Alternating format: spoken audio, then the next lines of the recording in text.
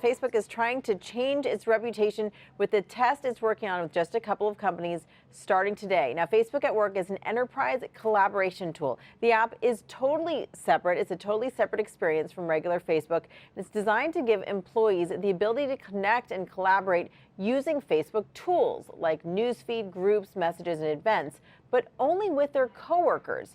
And sources tell me that the company is strongly considering a subscription model that's instead of the advertising model of its core Facebook business. Facebook shares pretty much flat today, down just a hair. Now, this new focus on connecting coworkers will put Facebook into direct competition with Microsoft's Yammer, with Salesforce's Chatter program and Jive software, as well as startups including Slack.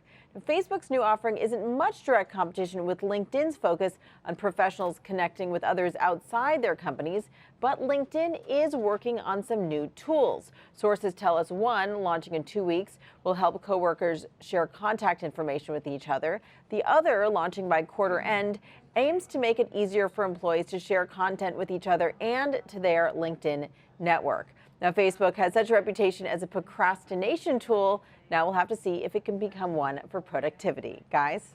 Talk about going after enterprise. Julia, thank you so much. John Steinberg, you think we don't talk about LinkedIn enough? I think we don't talk about LinkedIn enough. I think it's such a dominant force right now. I mean, the stock has been relatively flat for a year or is back, well below the $250 level. But with that said, it has become such a definitive source for people to look for sales prospects, to communicate with coworkers. I think it's smart that they're going into a space now that would allow for more collaboration. Just like cloud storage made it so much easier to share documents, a huge pain point in the organization is messaging, keeping track of phone numbers. Google Contacts is a terrible contact organizer. It's something that's left to be solved that can create engagement. Investors need to take note here. This is companies like Facebook, like LinkedIn, investing in enterprise software because they think there's money to be made there in the relatively near term. So maybe a company like Jive is in play. I don't know.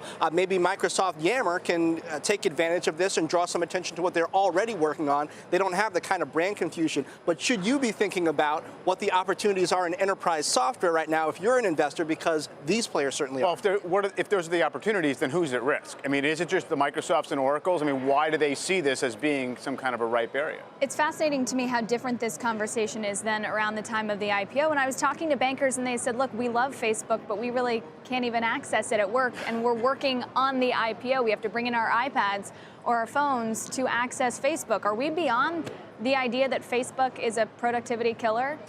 Or beyond the idea that somehow social networks are this different thing that stand apart from general communications. I think that's probably where we've gotten And I think there's a burning need. When you look at the success that Slack has had, I mean, you talk to every single technology startup company, and they're using Slack right now, and you look at what WhatsApp has done in the consumer space, what Facebook has done for consumers, there really is nothing like that right now in the workplace. I have a different company, that's an exaggeration. I've had 3 to 5 companies pitch me their version of WhatsApp for the enterprise so that we can communicate, we can load up our address book, and getting adoption, because I'm a geek, I go on them and I try to get everybody else in the company to use it. Nobody will use it. They're all already on LinkedIn. They all have profiles on LinkedIn. They're all already on Facebook. If I could turn on a tool like that and be able to interact with my coworkers, I would pay for that. We pay for Dropbox. We pay for Salesforce. We would gladly pay for something like that. Something like AOL Instant Messenger, Yahoo Messenger, WhatsApp, you argue, won't be able to capture this space. Why? I think that if WhatsApp actually was to roll out an enterprise or a business type thing, that would be very exciting. But not all of my colleagues are on WhatsApp. It doesn't quite have the penetration of Facebook, which everybody is on.